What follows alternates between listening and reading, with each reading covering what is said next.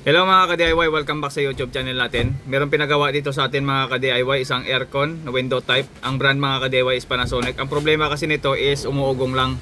Saksak muna natin mga ka-DIY para alam nyo rin sa mga baguan. Ugong. Yan, ugong lang, hindi gumagana yung kanyang compressor at hindi rin gumagana yung kanyang fan motor. Wala siyang hangin at hindi gumagana yung kanyang compressor. Kapag ganito mga ka-DIY is madali lang naman ito, basic na naman. So tanggalin muna natin, unplug muna natin, tapos hindi natin tatanggalin yung aircon, bali dito na natin gagawin siya. Kapag ganito kasing problema mga ka-DIY sa inyong mga aircon, minsan hindi lumalamig at gumagana naman yung fan. Minsan parehas lang yung problema nila. Kapag ganito mga ka-DIY, hindi gumagana yung kanyang compressor, umuugong, pati yung fan hindi gumagana, syempre ang problema niyan is nasa ating starting capacitor. Yan ang unang suspect natin kapag tayo ay nagche-checking ng mga ganitong klase ng aircon. So Panasonic ay common sakit ng Panasonic or laging sakit niyan ay starting capacitor. Yan lang po ang laging pinapalitan natin kapag hindi siya lumalamig or minsan nag-high ampere, minsan hindi siya nag-start yung compressor, minsan gumagana yung kanyang compressor, hindi naman umiikot yung fan.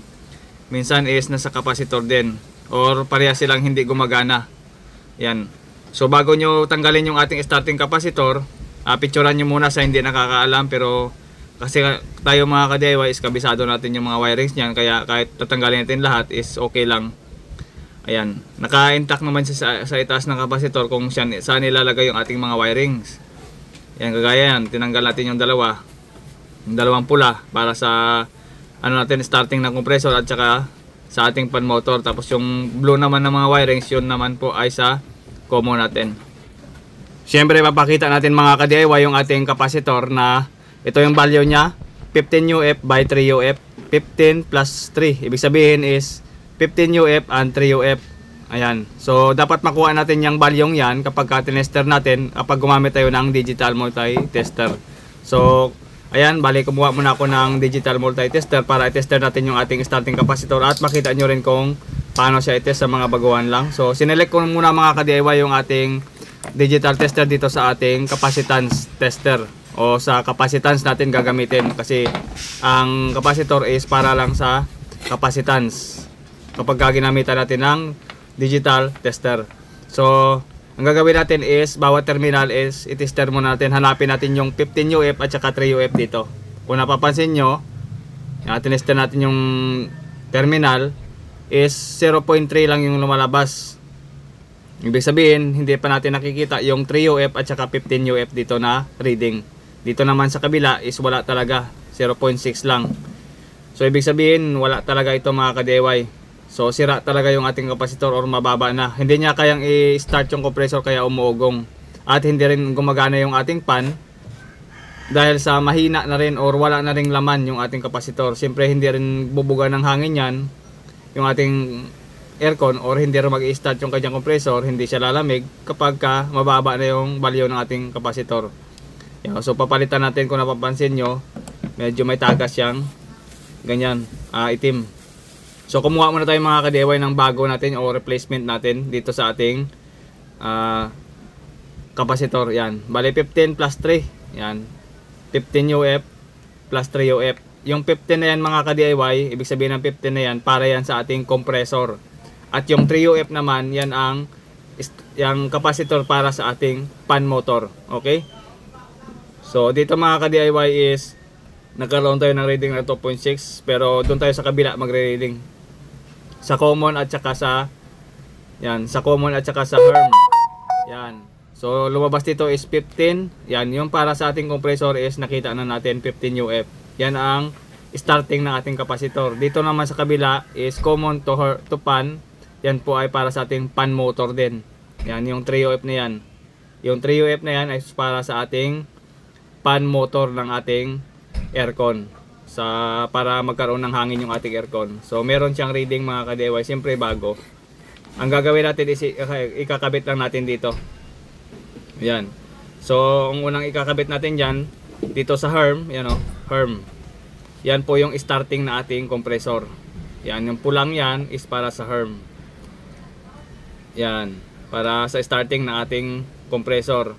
Yung isang pula naman mga ka-DIY, kapag ka ganito, Panasonic brand, para naman yan doon sa pan, yung isang pula. Yan. So hindi kumasya yung ating terminal. So matigas. Hindi na magkasya yung ating terminal kapag ka ganito. Ang gagawin natin dito is i-expand lang natin yung pinakapin yan. Kukuha lang ako mga ka-DIY ng pang-expand natin kasi hindi kakasya. Okay? Tara.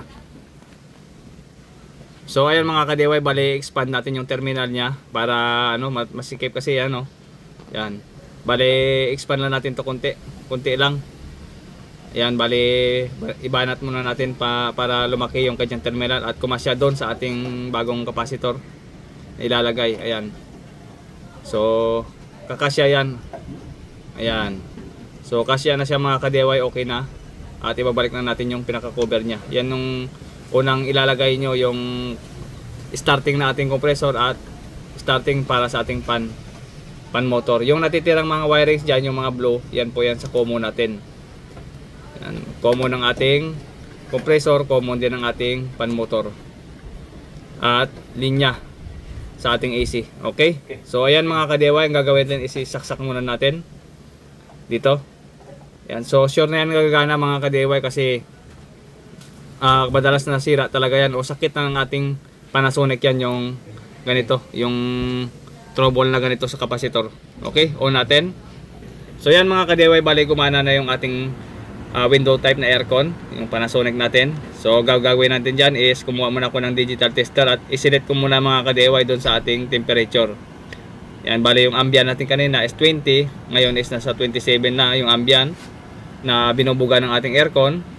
So malalaman natin dyan kung talagang lumalamig at ginamitan natin ng temperature para siyempre makita nyo rin na bumababa yung temperature ng ating tester. It means na lumalamig yung ating window type na aircon kapag ganito. At hindi lang yan mga ka-DIY, makikita nyo rin sa gilid ng ating aircon na makakapa nyo rin dyan kahit sa mga ganito lang ng window type. So dyan yan magkakaroon ng ice sa gilid ng ating evaporator dito sa tubo. Yan, kung napapansin nyo, yan, nag-ice na siya.